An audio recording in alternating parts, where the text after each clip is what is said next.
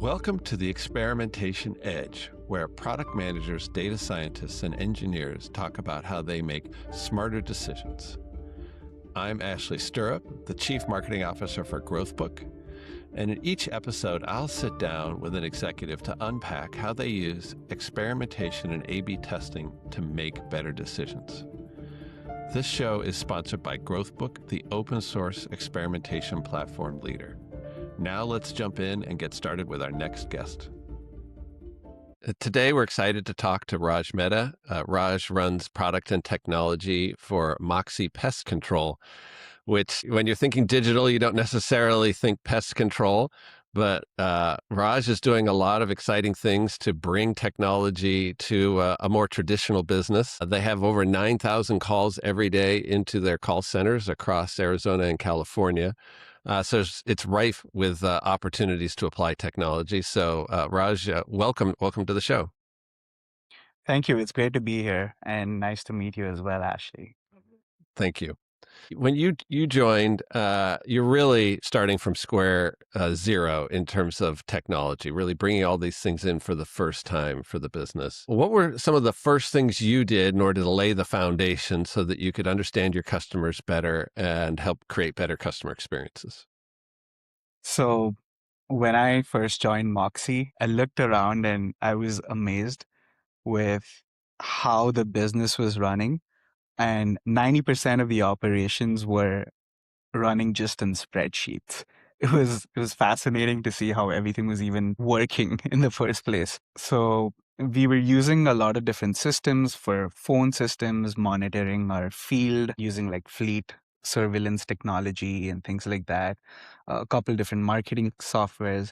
And all of this data was just staggered and nothing was consolidated. It was almost impossible to get a holistic sense of what is even happening across the business. So the first initiative had to be to consolidate and bring all of this data in one place, which is exactly what I worked on. So we created a data lake. It took us some time to bring all of that data in, but that was one of the first things that we worked on. It also Got it. would serve as the foundation for anything, any other automation audits or AI flows that we wanted to build. And so that was the hypothesis there. So I'd guess that just bringing all that data together for the first time was pretty transformational for the company. Were there any kind of surprises that came out of that, like ways people wanted to use data that you hadn't anticipated? Yeah. I think one of the biggest changes that I've seen across leaders at Moxie is that when I joined, nobody understood how technology could even impact operations. And so that's been transformational. Recently, we've automated our entire flow of how much time it took for a lead from when a customer hit a submit on the website to the time it takes to reach our sales rep. It used to take 20 to 25 minutes because it was so manual. And Wow. we went ahead, broke down that process, and scoped it out where we started making small improvements. And eventually we were able to automate that entire process. Now it takes less than 30 seconds. That's improved our Wow. conversion rate by 5% just by automating a process and having all of Wow. that data in I'm one place. actually shocked that it's not more than 5%. I mean, that's a huge difference. So when you talk about that amount of time, was that their first conversation with a person or the first conversation with the sales rep? So what used to happen was either somebody submitted a lead, their information on the website, and then it would come in as an email into our sales inbox. Somebody Hmm. would go in, pull that information out, process it, put it on our CRM system, and then assign it to somebody based on certain logic. All of that could be automated. And Got it. that's what we did. Yeah. Okay. I initially I thought you meant they were sitting on hold for half an hour, which would be a really bad customer experience. So yeah, getting that down to less than a minute would be a huge win. But that makes a ton of sense. So that was a pretty obvious low hanging fruit for you in terms of something to go after. How did you build your overall roadmap of kind of what to invest in and when and all that? That's, like you said, this is a traditional business, right? The good thing about that is we have tons of opportunities, so many things that we could automate and make our operations more efficient. The challenge has been to prioritize which ones to do. The way that I've been thinking about it is any project that we take up or that we decide to invest in, we start off building a small MVP version of it. And the way we've been able to do that is we test it out in one branch, in one location with a small team. Once we learn, because none of the projects work completely 100% foolproof systems on the first go. So we learn from that, we iterate on it, and then we start scaling it and rolling it out to the other branches. And is there kind of one location that's a little more tech forward or enthusiastic to try these things out, or are you kind of rotating from group to group? We have a dedicated team. There are guinea pigs. We run all of any new stuff that we want to work on goes through that team once they give us. So they've been trained by now on how to provide feedback, what they look for, and they're very comfortable to change. Got it. And were there any surprises as you went through all that? Were people kind of leaning in, or were they highly skeptical? And kind of how did you work through the first couple of projects? Yeah. So I think initially there's always this fear around AI and what that could mean for people's jobs and things like that. And so one of my major goals was to build this culture within the company that it's looked upon as positively. The way we did that is we started automating processes that would show direct value to our teams in how it can make them more efficient and help with their jobs.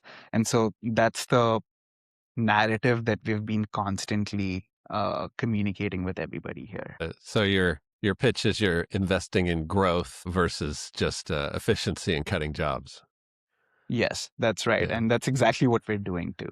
So we want to that's keep our terrific. highest value people and make them even more efficient. Yeah, yeah, that's a good way to put it. Is kind of the opportunity. All this is you roll things out, you see who embraces it, and there'll be a certain amount of natural attrition to the business. And so the more you can retain the technology forward AI people, the more that culture will just self reinforce itself.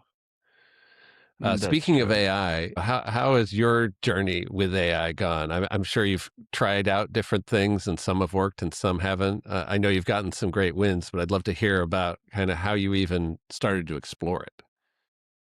Yeah. Um, so the way we started off was the way I look at it is there are two paths towards automation. So one is just traditional automation where you have scripts and things that just run automatically, and the other side is where you actually need to use an LLM or an AI brain, so to say. And the easiest way to distinguish between both of those things is if there are defined steps that happen within a process, then it's simply an automation. And if there's like deviation in how things can go, you still need to break down those processes so that the LLM can be more accurate when it responds to things, but then that becomes more of an AI thing. And the way we've identified those opportunities is just doing more product discovery. So speaking with our teams and trying to really go deep and understand what their day looks like and how do they do their tasks. Yeah. And how did you identify your first AI project? Again, so while we were building this data lake, simultaneously we were trying to do these discovery sessions. The one that stood out the most was there was actually an operational question, which was how do we make our customer experience better? And so the North Star metric over there was our NPS scores, our retention is the best way to know if your experience is well. And so, how do we drive those levers? And the way to do that was a lot of our interaction happens on the phones. with our customers. So if we could understand what we were doing well and what we were not doing well, then we'd be able to give a better experience. The operations leader, on one hand, believed that all we needed to do was coach our people and train them. Their philosophy was, we understand we've grown and scaled this business, and so we understand what a good sales call looks like, or what a good interaction with a customer is. And then how do you expect artificial intelligence to even understand something like that? Yeah. And yeah, so we had to take a more collaborative approach, work with them to really understand what they were looking for and how do we score somebody's conversation. Yeah. And so it sounds like you've been able to use AI to provide coaching. That kind of one of your successful projects? Yes, that's right. So within our sales and retention teams, we track all the conversations that happen, grade them on different things that we like to measure. And then we have a weekly coaching with all of our frontline people, and we train them on those things. Got it. And so it's not like you're doing it kind of one at a time. You're doing it as a team. And so how has AI helped? Has it helped you be smarter about the feedback you're giving, or just kind of scale how you do it, or how's that worked?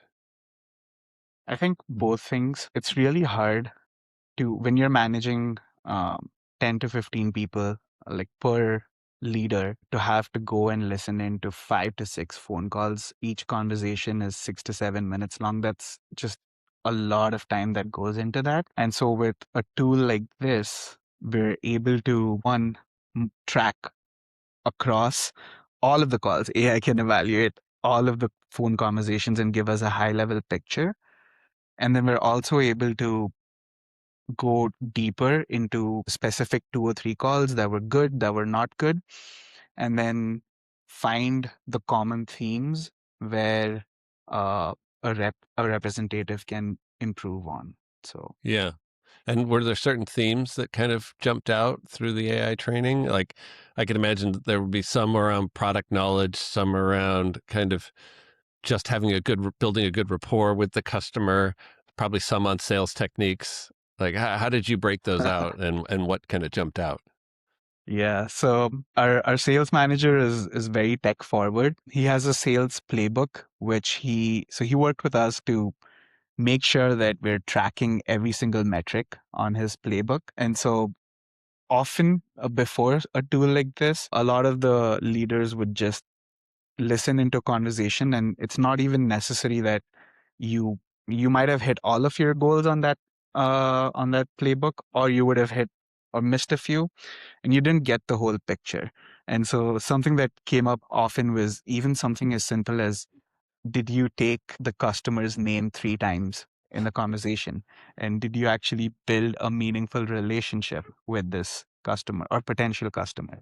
And so those were some of the main things that came out.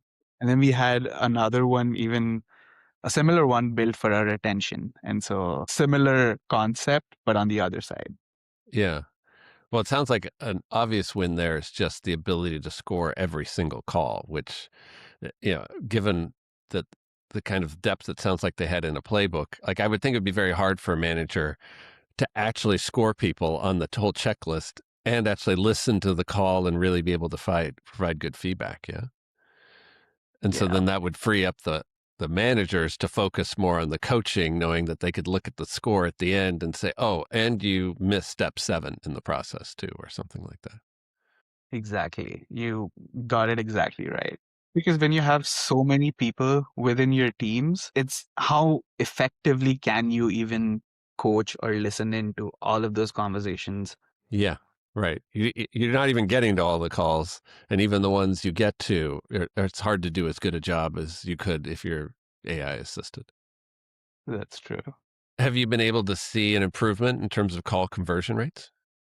So our conversion with a lot of our focus has been on the sales side, right? So Right. with this call intelligence, as well as with our time to lead and things like that, we saw a 5% increment Got it. within So conversion. Yeah, yeah, so all these things kind of added up together to a 5%, which that's right. 5%. improvement in conversion rate, that's probably pretty significant in terms of total revenue for the business. Absolutely. I mean, and these are recurring subscriptions, right? So the lifetime value of the customers is pretty high. We have about 600 to 700 per ticket. And so that kind of compounds every customer that we gain as well as that we don't, that doesn't cancel their services with us. Yeah, that So you that makes a retain. big Yeah. impact. Yeah. Yeah. Well, that's terrific. Well, we're getting towards the end of our time. If you were to give guidance to your younger self before you joined Moxie, or a friend who was going to go start on a similar path where you're bringing technology and AI in, what are like 3 pieces of advice you'd give them on how to approach it? So I would say that there's a lot of big flashy things out there that seem very interesting. I think it's really important to, especially with something like an operations business, it's more important to focus in on the data, look at tiny improvements that can be scaled, and that eventually compounds and starts becoming pretty big, significant achievements. Yeah, that makes a lot of sense. It sounds like you also have really approached it the right way in terms of getting kind of the cultural buy-in, finding an initial team to really optimize things before you scale, so you don't create a process that doesn't work and deploy it to everybody and then undermine your own credibility. So congratulations to all the success you had. Thank you, Ashley. Yeah, so thank you so much, everybody, for joining today's call. This was with Raj Mehta, who is the Vice President of Product and Technology at Moxie Pest Control. Thanks for tuning in. If you enjoyed this conversation, please support our channel by hitting the like button and subscribing. Better yet, share the episode with a friend. I'm Ashley Stirrup with Growth Book. We'll see you next time on the Experimentation Edge.